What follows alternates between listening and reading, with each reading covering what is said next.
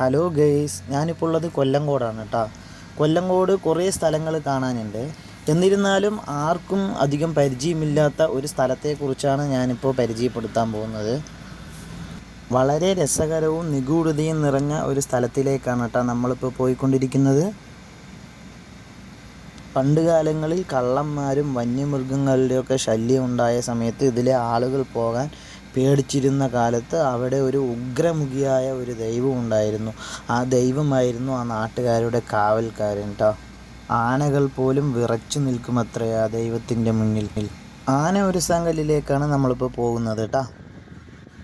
ഈ കാണുന്ന വഴിയാണ് ആനയൊരുസാങ്കല്ലിലേക്ക് പോകുന്ന വഴി കേട്ടോ. ഇതിന് ആനയൊരുസാങ്കല്ല് എന്ന് മാത്രമല്ല, പറയം പുളിമരം എന്നും ഒരു പേരുണ്ട് കേട്ടോ.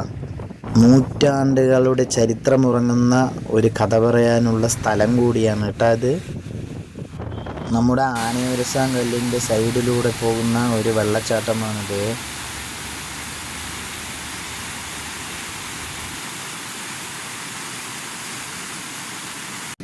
പാലക്കാടിലെ നാടൻ വിശ്വാസങ്ങളും അതുപോലെ തന്നെ ഐതിഹ്യങ്ങളും ഇഴചേർന്ന് കിടക്കുന്ന ഒരു പ്രദേശം കൂടിയാണ് കേട്ടോ അത്.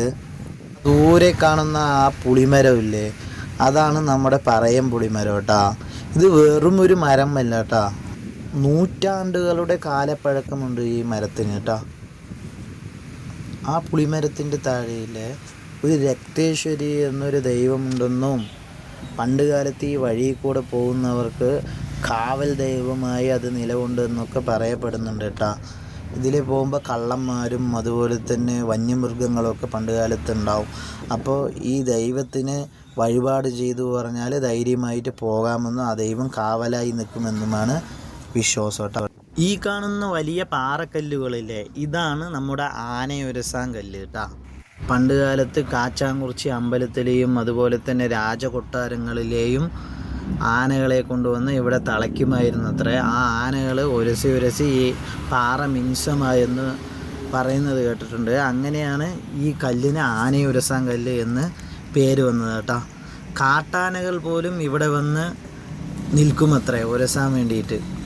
ഇവിടെയുള്ള ദൈവത്തിന് ആനകളെ വലിയ ഇഷ്ടമാണെന്നും അതുപോലെ തന്നെ ആനകളെ പോലും തളയ്ക്കാനുള്ള എന്തോ ഒരു അദൃശ്യ ശക്തി ഈ ദൈവത്തിന് ഉണ്ടെന്നുമാണ് പഴയ ആളുകൾ പറഞ്ഞു കേട്ടിട്ടുള്ളത് കേട്ടോ. കൊല്ലങ്കോട് രാജാക്കന്മാരുടെ ഭരണകാലത്ത് അതിർത്തികൾ കാക്കുന്ന അദൃശ്യ ശക്തികളിലൊന്നായ ദൈവമായിട്ടാണ് ഈ പുളിമരത്തിന് താഴെയുള്ള ദൈവത്തെ കണക്കാക്കിയിരുന്നതെന്ന് നമ്മുടെ ചരിത്രകാരന്മാർ സൂചിപ്പിക്കുന്നുണ്ട്. കാച്ചാംകുറിച്ചി ക്ഷേത്രത്തിലേക്കുള്ള എഴുന്നള്ളത്ത് ഈ വഴി പോകുമ്പോൾ പ്രത്യേക ആദരവ് ഈ പുളിമരത്തിന് നൽകാറുണ്ടെന്നും പറയുന്നത് കേട്ടിട്ടുണ്ട് കേട്ടോ.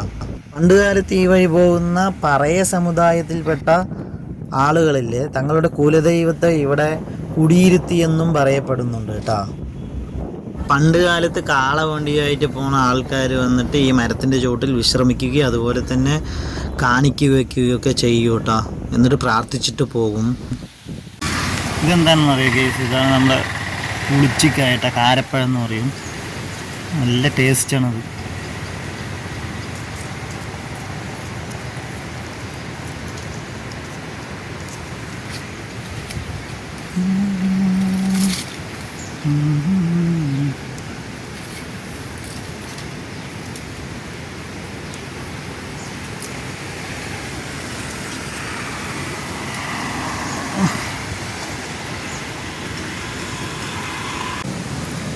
പുളിയൊക്കെ ഉണ്ട് ഗേസ്.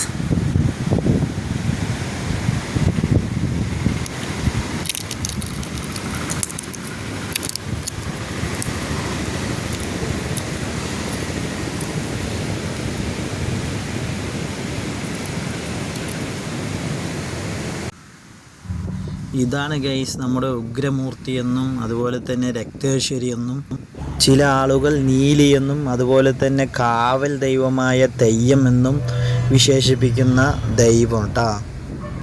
പണ്ട് കാലത്ത് ഇതുവഴി യാത്ര ചെയ്യുന്ന കാളവണ്ടിക്കാരും മറ്റു ആളുകളും ഇതിൻ്റെ മുകളിൽ ഒരാളിരിക്കുന്നതായിട്ടും അതുപോലെ തന്നെ ഭയങ്കര ഭയപ്പെടുത്തുന്ന ശബ്ദം കേൾക്കുന്നതായിട്ടുമെല്ലാം പറയുന്നത് കേട്ടിട്ടുണ്ട് കേട്ടോ. പണ്ട് കൊല്ലങ്കോട് ഭരിച്ചിരുന്ന രാജാക്കന്മാർ പോലും ഭയഭക്തിയോടെ കണ്ടിരുന്ന ഈ ആനയൊരുസാങ്കല്ലും ഈ പറയം പുളിമരവും ഇന്നും ഒരു ചോദ്യചിഹ്നമായി തന്നെ നിലനിൽക്കുന്നുണ്ട് കേട്ടോ.